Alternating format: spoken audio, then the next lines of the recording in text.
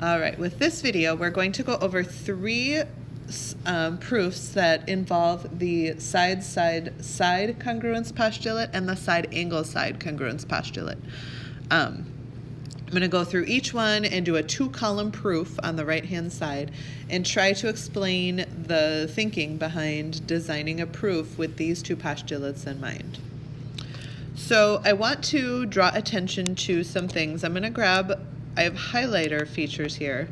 And I want to take a look at my givens, and I also want to take a look at my image and kind of make a connection there. It is given that BC is parallel to AD.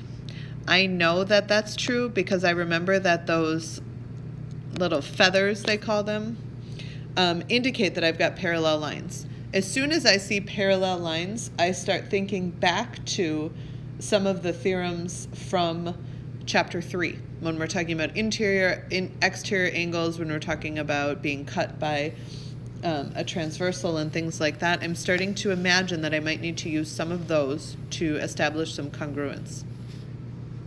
The other thing that I am given, and I'm going to change highlighter colors, is that I'm given that BC is congruent to AD. So it's marked with this little marking right here. So I can highlight that blue as well. Those two segments are given to me as congruent. So my job is to prove, and this is one more highlighting area I'm going to do, that this triangle ABD, and that's where I like to kind of color in or separate out the two triangles I'm working with. My triangle ABD is congruent to the other triangle CBD. Okay. CDB. So I'm going to start by just creating my two-column proof, which of course has what they usually call the left is your statements or your work. Either one is fine. And on the right side, I've got my reasons. Okay. So we typically start with a given.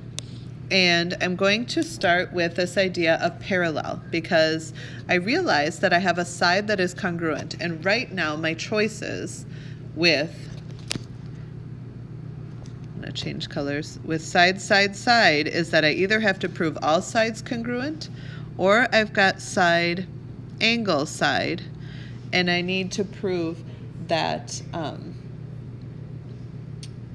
two sides are congruent, but also that the included angle is congruent. I'm looking at the fact that I have parallel lines and thinking that I can probably handle the angle part pretty easily with my knowledge of parallel lines. So I'm going to start with my given that BC, segment BC, is parallel to segment AD. And that is given. Okay. And now because we're talking about two parallel lines, we have to start thinking about the angles that we've got and what we know from our rules from chapter 3. So when I look at, this is a parallel line marked with the feather, and this is my parallel line. All of my angles that I have to work with are all interior of those, right? We're talking about interior angles versus exterior. The parallel lines, because this is one and this is the other and everything kind of falls in between it, are all going to be considered interior angles.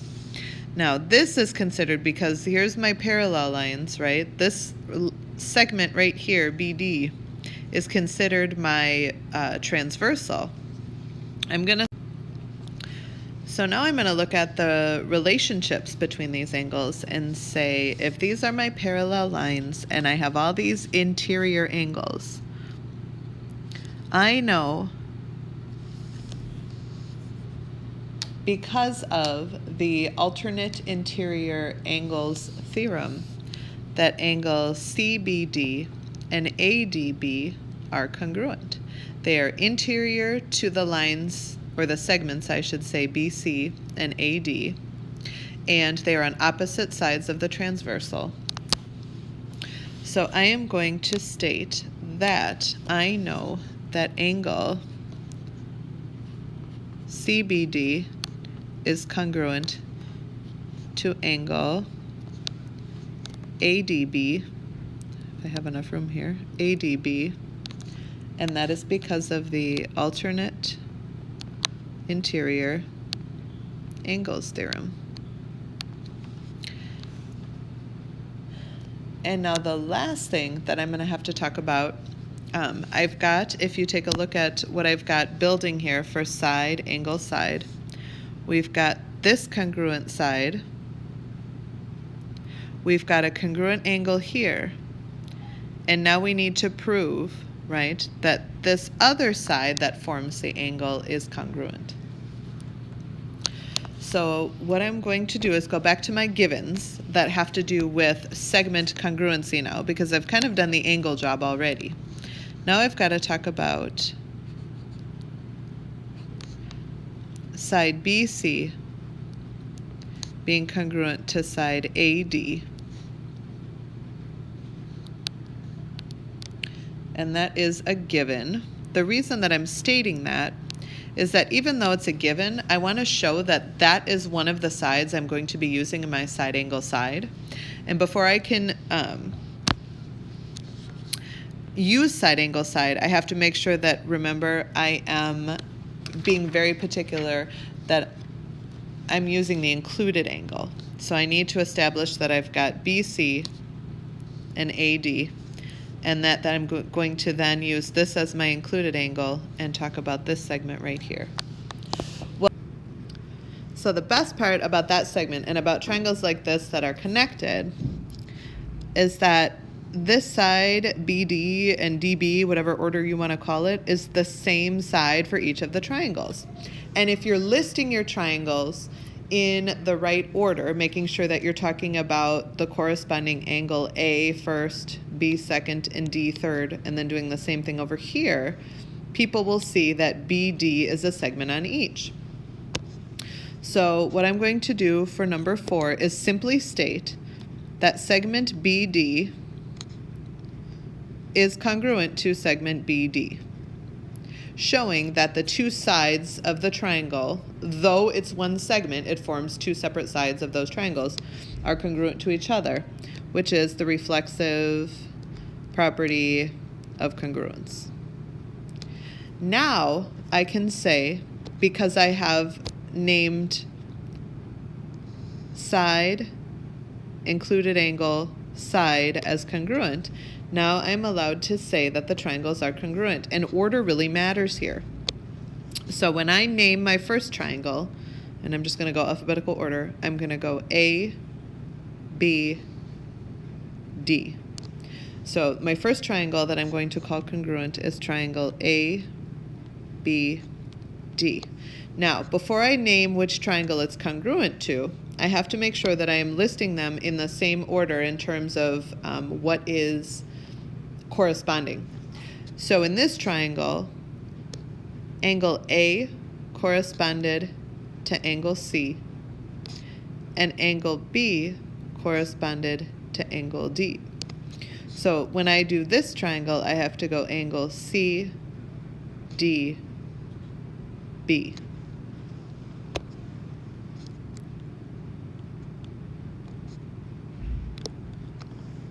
And doing it in that order also kind of goes back to here. I have said that segment BD appears on both, and now here, the way I've listed it, you can really see segment BD does appear on both.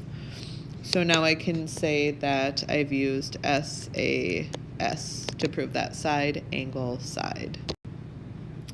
Now that we've gone through the first one, the second one should actually be pretty easy.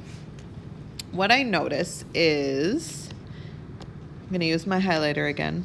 We've got some angle bisecting here. So the ray QP bisects this angle, and I'm just highlighting the angle because that's the part that I'm probably going to use. We are also given that QR is congruent to QS. Okay, it's marked with the little lines as well as I'm highlighting them in blue now. So I'm thinking through this, and I know that if we know that an angle is bisected, I'm looking at my plan here, we can say that this angle and this angle are congruent. So if we're going to use side angle side, like we did in the last proof, that means that we have to make sure that we're talking about the included angle, and we have to base our work on sides on that. So I'm going to be talking about those two congruent angles. That means then that I'm going to have to say something about the other side that's involved, which is this one right here. One hint that they gave me is up here, right? When you're talking about a shared side, just like we did before, we use the reflexive property. And so we're going to develop our side angle side argument really similarly to what we did last time. I'm going to move this over a little bit and just kind of leave the image. And I'm going to set up my 2-column proof. And I'm going to abbreviate my heading, statements and reasons. Okay. And we are going to start with, if I think in the terms of side angle side, I'm going to start with the information I have about the sides, which says that segment QR is congruent to segment QS. That is given. I've already established my first side. Then I'm going to move to the angle part. The angle part says that the given that I have, is that ray QP bisects angle RQS. And that is also a given. So now what I need to do is name the two angles that are formed when that bisection happens. So I am going to state that because you've told me that this ray bisects the larger angles, I now have angle RQP and angle PQS that are congruent. However, what I have to make sure that I do, because I'm talking about two triangles, is I have to give them in an order that has to do with corresponding sides and angles. So when I list them, I'm going to say RQP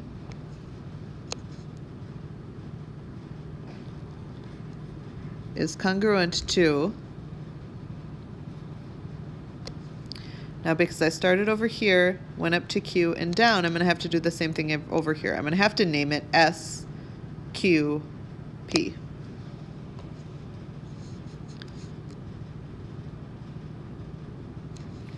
And I can say that because of the definition of an angle bisector.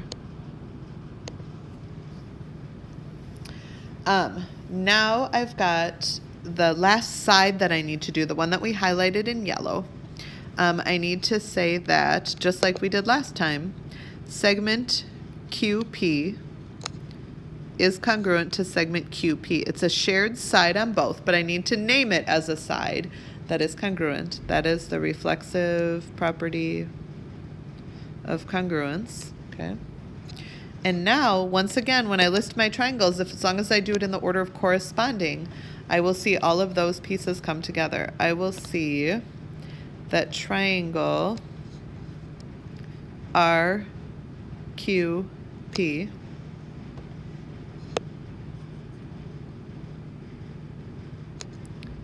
is congruent to triangle SQP,